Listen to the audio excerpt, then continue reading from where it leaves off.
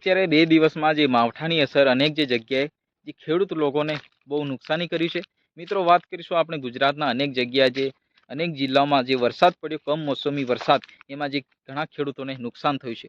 વાત કરીએ મિત્રો અહીંયા તો ખેડૂતોને જ નુકસાન થાય છે કારણ કે ખેડૂતો પોતાનો પાક જે પકવતા હોય છે ખેતીમાં જે ખેડૂતો તડકો છાંયો અને વરસાદ તમામ જે વસ્તુથી આ ખેડૂત તમામ પ્રકારની મોસમથી લડીને આ ખેડૂત ખેતીમાં જે પાક પકવતો હોય છે. મિત્રો અહીંયા ભરપૂર પ્રમાણમાં નુકસાન થયું છે. વાત કરીશું આપણે છોટાઉદેપુર જિલ્લાના નસવાડી તાલુકાના રતનપુર ગામનો વિડીયો આપણને સોશિયલ મીડિયાના આધારે જોવા મળ્યો. એમાં મકાઈની જે ખેતી કરી છે ખેડૂતની જે ખેતી તમે જોઈ શકો ભાઈ કે આ રીતના ભરપૂર માત્રામાં ખેડૂતને નુકસાન થયું છે.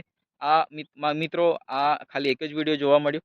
આવા ઘણા વિડીયો અનેક જિલ્લાઓમાં અનેક તાલુકામાં આ રીતના ખેડૂતની વેદના એ સરકાર સુધી પહોંચે જેથી ગુજરાત સરકાર અને ખેતીવાડીને લગતી જે સંસ્થાઓ આ ખેડૂતોને થોડી ઘણી પણ મદદ થાય એ રીતના એમને રકમ આપવામાં આવે એ રીતના લોકોની માંગ છે. કારણ કે ભરપૂર પ્રમાણમાં લોકોને નુકસાની ગઈ છે.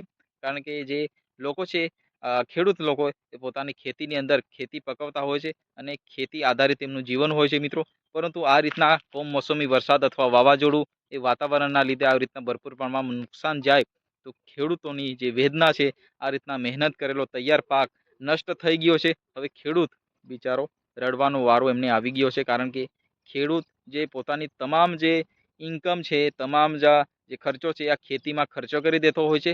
પરંતુ જે ખેતીનો એમને વળતર મળવું જોઈએ એ વળતર અહીંયા નુકસાનમાં ગયું છે. તો મિત્રો આ માવઠાની અસર અનેક જે જિલ્લામાં ખેડૂતોને ભરપૂર પ્રમાણમાં જોવા મળી છે. જે રીતના સૌરાષ્ટ્રની અંદર પણ ભરપૂર પ્રમાણનું નુકસાન ગયું છે અને ડભોઈ હોય બોડેલી હોય સંખેડા હોય તમામ જે જિલ્લા તાલુકામાં આ રીતના ખેડૂતોની જે મકાઈ કરેલી જુવાર કરેલો તૈયાર પાક આ રીતના નષ્ટ થઈ ગયો છે.